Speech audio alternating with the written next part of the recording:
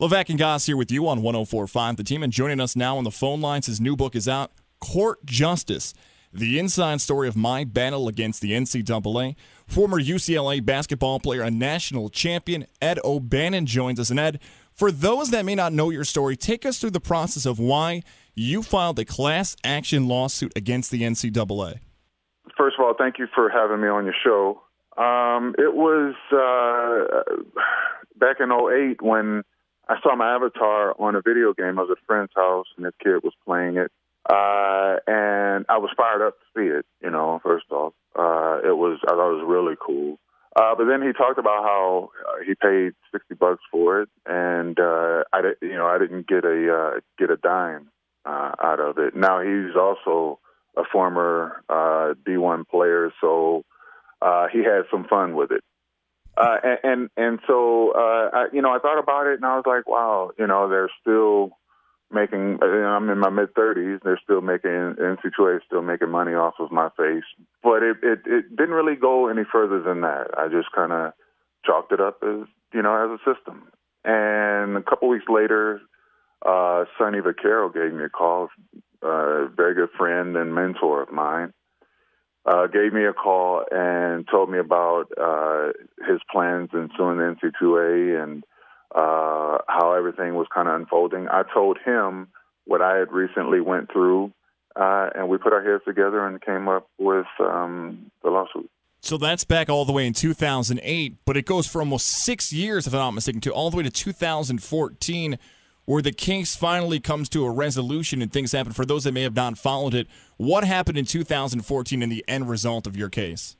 We went to court.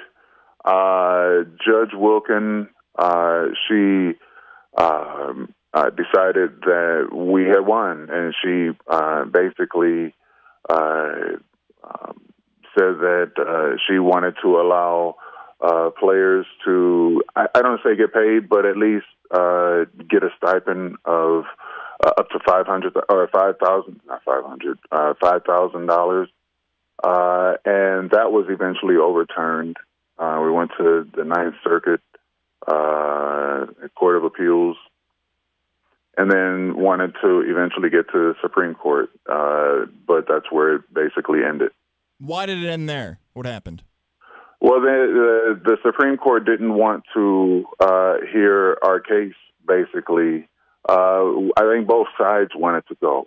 Both sides wanted to get this etched in stone one way or another.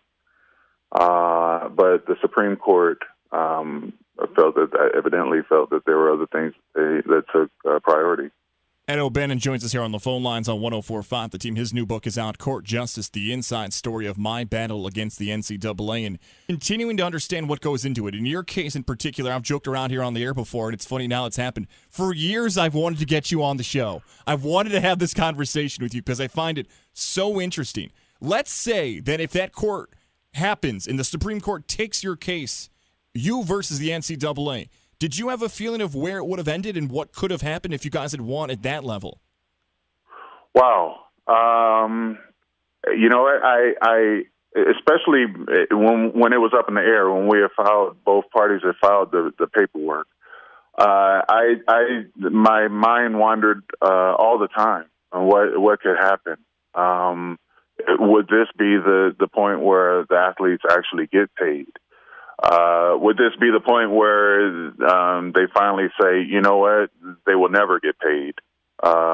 So, yes, that was a crazy feeling, knowing that we have actually finally kind of come to a possibility of having these answers, these questions, or these answers to these questions. So it was an intense, for what it was, an intense time in my life personally. And I know all parties involved, were looking forward to getting some answers. Do we know if there's going to be another case on the horizon that might be in similar fashion to yours that may have the potential to reach that level of potential college athletes being paid? Yes, I'm told there's another one coming, or two coming down the pike. I'm not sure exactly what the names on them are. I can't remember off the top of my head, but Yes, there are things coming. I believe very soon, and that was kind of the point in all of this. It was to get to stimulate some type of conversation and open eyes, however you want to say it, pull the curtain back, however you want to say it. For me, that was the point in our lawsuit, was to get the ball rolling. Ed OBannon joining us here on the phone lines on Levack Goz on 104.5 The Team. So I want this to happen. I want Ed OBannon to be, for this fantasy world I'm living in, I want Ed OBannon to be the president of the NCAA. And if Ed OBannon, right, if you could decide, my man, if you could decide how college athletics should be controlled, maybe a player, if they're good enough, or if they're the program that has a huge amount of revenue that comes in. Maybe they're, hey, my program made $10 million. I believe I need a cut of that pie. Is that the way you'd go into it, saying, hey, if your likeness, your image, you can make us money, you get a piece of that pie? Is that what you would do if you were the president of the NCAA? If I was the president of the NCAA, I would empower the athletes to use their brand and make whatever money they can. But I would also use the money that is brought, that is brought in through the tournament and contract and television contracts, and I would distribute that throughout all sports, men's and women's. Everyone would get equal pay, top to bottom. Didn't matter your roster spot or how many times your name has been in the paper. I don't care. Everyone is paid equally. And then on top of that, each player would be able to control their likeness. If an apparel store in the mall wanted, our starting shooting guard to come down and sign autographs and take pictures for a couple hours for $500, you're able to do that as well. So control your likeness. That's where I would start. Ed OBannon for president. I'll start the campaign right here in the capital region. I'll start it right here in upstate New York, man. I like the sound of that. Now, even though thank you. Yes, even though I'm on your side, there's some people who are big video game fans. Maybe they played NCAA basketball. Maybe they played the NCAA football series.